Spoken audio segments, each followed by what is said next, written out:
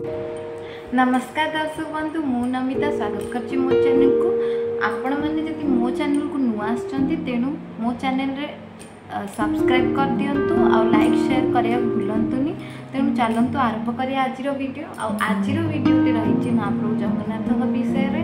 जेमति कि आपण माने पूर्वरु देखिथिले मु जगन्नाथक वीडियो पोस्ट करे, किंतु मझिरे किछि समय हेलानी मु पोस्ट करनी, किंतु एबे आउथरे हम पोस्ट करबा आउ जगन्नाथ विषय आमे अधिका जानिबा।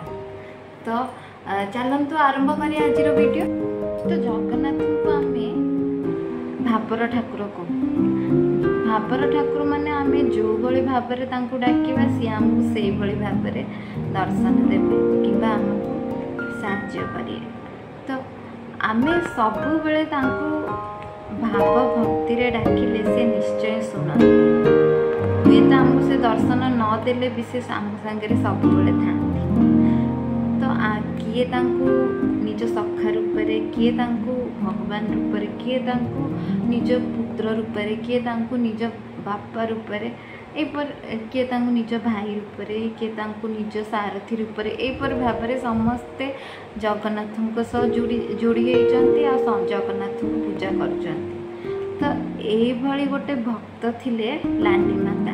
लांडी माता जगन्नाथ को निज पुओ भली देखते आ सीए सबु बेले खाइले बसिले उठिले सबु बेले जगन्नाथ को भक्ति रे लीन थिले। जगन्नाथ को सीए निजर पाखे आउ किए नथिले, सी जेतु एकेला रोथिले सबु बेले से तांको मन पकांती।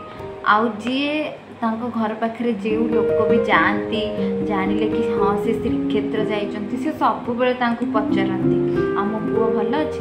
लोक माने जानि पारंती पुओ काहाकू कहउचंती कोन आ से माने पाइगिली भाबिकिना भाबंती हाँ बुढ़ीटा पाइगिलीटा भाबिके हसिकी मजा माने उड़े दियंती से कथाटा। किंतु सीए एसब कथा खराब भाबंती से तांको मन रे भी नियंती आ सीए सबु बेले ठाकुर भक्तरे लीन। तो यहीपरी किछि दिन गला आउ लांडी माता कहले कि मु जाए मो पुओ को देखिके आसे, मो पुओ केमिति अच्छी एते दिन हेलानी मु दर्शन करनी मु जाए ताको देखिके आसे। तो सीए बहुत बुढ़ी थिले।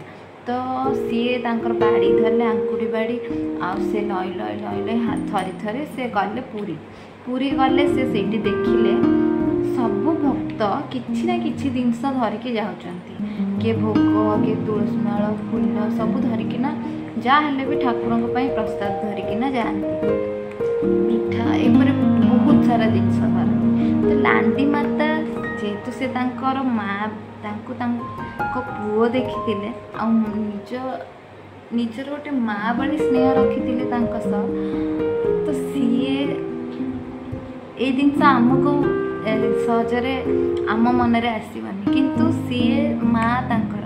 तो सीए तांको कहले कि मो से निजे भाविले मनरे मो पुओ तो सबुदिन एते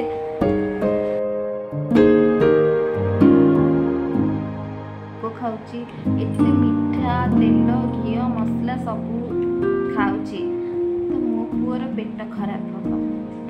तो सीए कौन कले सीए पुणी निज कुटिया को फेरिले। से निज कुटिया को फेरिले आ कुटिया को फेरी आसी से किछिटा निम्बर पत्र आनिले आ निम्बर पत्र आनी से तांको पे गोटे पिता भोग बनेले निम्बर पत्र।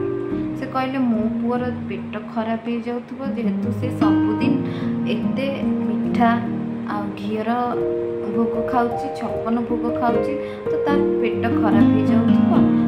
तो मु जाए तापाई किछि गोटे पिता भोग बनाए। तेणु से निम पत्र आनिकिना पिता भोग बनइले आ से तापर ताकू धरिकिना गोटे कदली पत्र बांधिकिना से पुड़ियाटा को धरिकिना गले पुणी श्रीक्षेत्र जाइकिना से एमिति एपर भाव में सबुदिन जाती आ ठाकुर पाखे से पिता भोग को पूजा करकिना आसती। एपर किछि दिन गला तापर से दिने द्वारपाल तांको अटकेला कहला माँ कुआड़े जाउछ?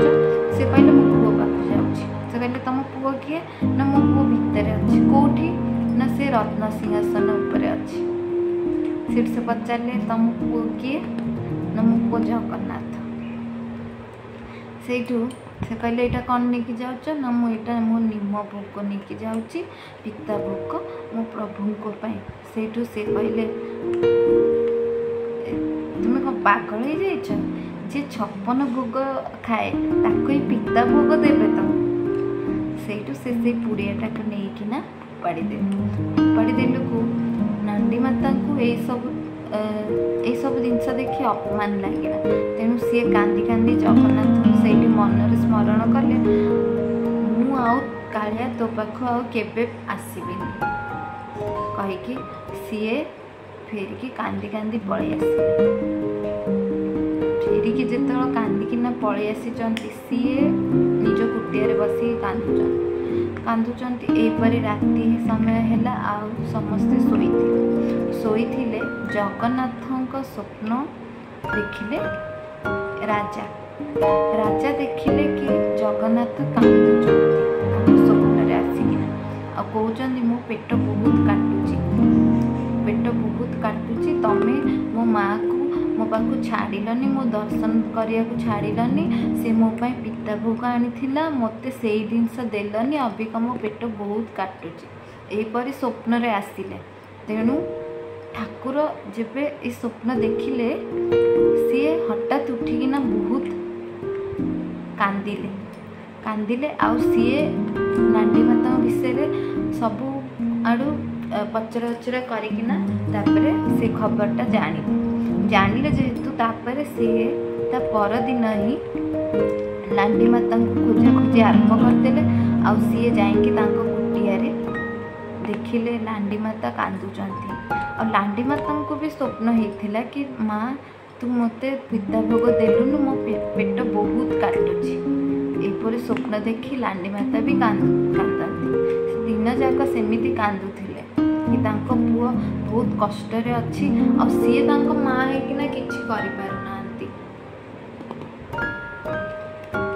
तो सेठू राजा आसिले तांको पाखु आ देखिले ए बुढ़ीटा बहुत कांदुची तेणु से जानी पारले कि हाँ ये ही मो जगन्नाथ भक्त तेणु से गले तांको पाखु आ कहले आपण लांडी माता से कहले हाँ ना आमर भूल हो जाइए सबू सेवायत आउ राजा मिसिकिना तांको क्षमा मागिले आउ तांको डाकिकिना श्रीक्षेत्र को लेकिन आसिले जेहेतु लांडी माता पुअर कष्ट देखी पारना तेणु सी अपमान को भूलिकिना आसिले कुटिया आसिले श्रीक्षेत्र कुटिया श्रीक्षेत्र को आसिले आसिकिना सी तांकर पिता भोग आनी पुणी पिता भोग ठाकुर को चढ़ेले तापर सबू राजा कहले कि लांडी माता एथर सबुदिन तोर पिता भोग ठाकुर पाखे लगे आउ सबू जिते जाए तू ये बंचीचु तू पिता भोग आणिकी दबु आउ तू मरला परे सेटा लांडी माता